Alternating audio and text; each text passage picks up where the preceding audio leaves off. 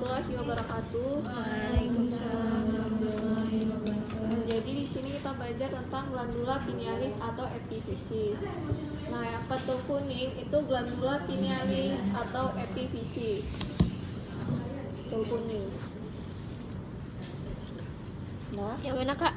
pentul kuning glandula pinealis atau epifisis. Nah, lalu yang pentul biru itu corpus callosum. Pentul biru corpus callosum.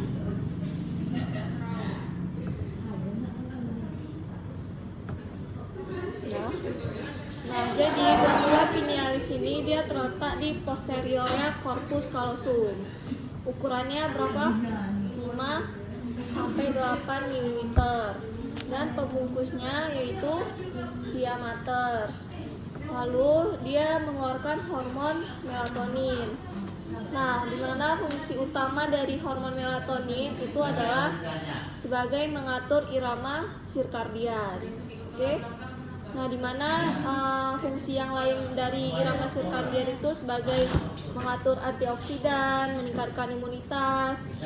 Nah, terus untuk inervasinya dia diinervasikan oleh ganglion saraf simpatis cervical superior. Oke, itu untuk glandula pinealis. Ada yang ditanyakan? Kalau ada, kita lanjut ke glandula tiroidea.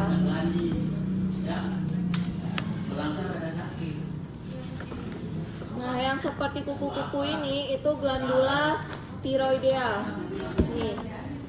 Ini glandula tiroidea.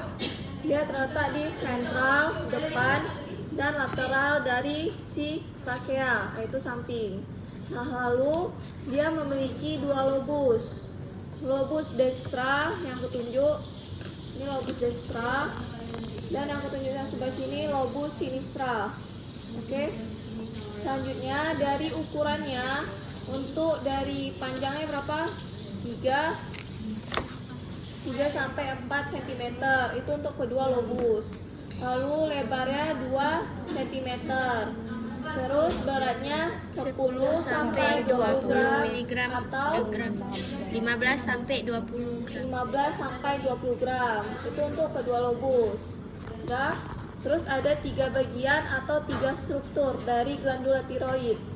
Yang pertama, yang kutunjuk ini, yang kupegang bagian apex. Jangan lupa tulis glandula tiroideanya. Apex glandula tiroidea. Terus yang di tengah, isthmus glandula tiroidea. Lalu kalau di bawah, basis glandula tiroidea. Lalu kalau si apex dia setinggi atau sejajar dengan linea obliqua cartilago tiroidea. Terus kalau isthmus setinggi cincin trakea 2 sama 4. 2, 3, dan 4 atau 2 sampai 4. Lalu basis sejajar dengan cincin trakea 4 sampai 5. Nah, si isthmus ini fungsinya sebagai pemisah atau pembatas kedua lobus dextra dan lobus sinistra. Terus, nah, letak skeletopi dari glandula tiroidea berapa? Vertebrae cervical 5 sampai vertebrae thoracal 1.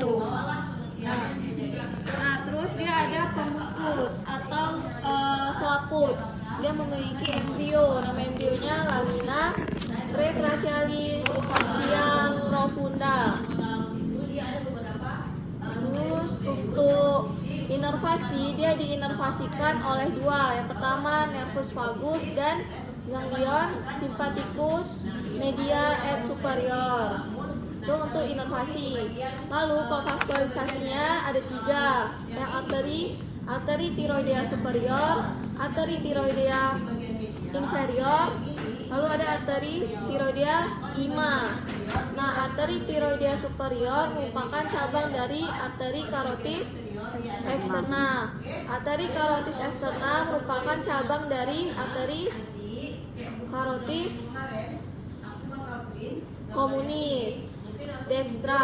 Arteri karotis communis dextra merupakan cabang dari truncus brachiocephalica.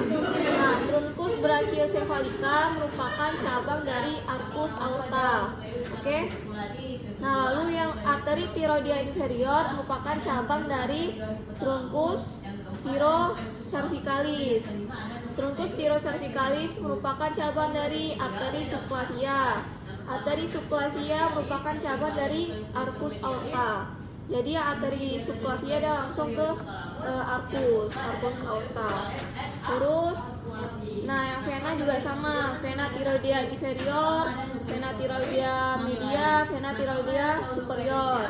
Nah tapi kalau vena tiroidea superior dan media, dia kan sama tuh bermuaranya ke vena jugularis interna. Nah karena sama, vena jugularis interna ini dia akan bermuara juga ke vena cava superior. Vena jugularis interna bermuara ke vena cava superior. Oke. Terus untuk hormon, dia kan ada 3 hormon. Ada tiroksin atau T4 atau tetraiodothyronin. Lalu ada T3 atau nama lainnya triiodothyronin. Dan yang terakhir ada kalsitonin. Nah tadi dokter ada juga jelasin tentang penyakitnya kan. Nah jadi penyakitnya beberapa orang dia tidak mempunyai si glandula tiroid ini, maka hormonnya itu akan menurun, terjadinya hipotiroidisme. Nah karena hipotiroidisme dia ada 2 kejadian penyakitnya. Pertama, sebelum terjadinya pubertas, dan yang kedua setelah terjadinya pubertas. Yang sebelum terjadinya pubertas dinamakan penyakitnya apa? Kretinisme. Kalau setelah terjadinya pubertas, myxedema. Nah itu yang hipotiroidisme. Tetapi kalau hiper atau hipersekresi, dia ada nama penyakitnya, ada juga. Nama penyakitnya Graves. Nah Graves itu Graves, Graves susahnya. Nah apa yang terjadi pada si Graves itu ada tanda-tandanya exophthalmos, mata tuh menonjol ke depan. Nah, terus itu untuk penyakit atau klinis.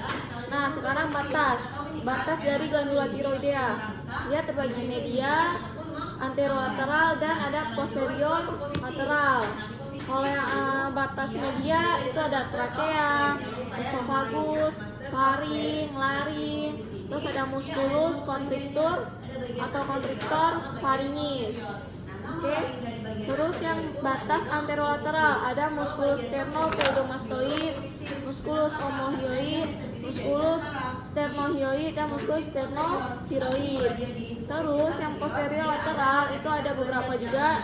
Yang pertama ada vagina carotis atau selubung carotis atau namanya selubung vagina. Terus ada vena jugularis, terus yang terakhir itu ada arteri carotis communis dan ada nervus vagus. Itu untuk batas-batasnya. Nah itu untuk soal materi. Terus ini untuk tunjuk. Yang di depan itu arteri carotis eksterna. Kalau di depannya arteri carotis eksterna, nih. Kalau di belakang itu arteri carotis interna. Nah, vena juga sama, vena jugularis eksterna, dan di belakangnya vena jugularis interna. Terus yang ini truncus brachiocephalica. Terus ini arteri tiroidea superior, dan kalau yang warna biru vena tiroidea inferior. Nah terus ada satu lagi lobus piramidalis, dia tuh harusnya ke atas deh. Piramid kan kayak bentuk segitiga. Nah seharusnya di sini, tetapi jarang didapati. Oke, itu aja.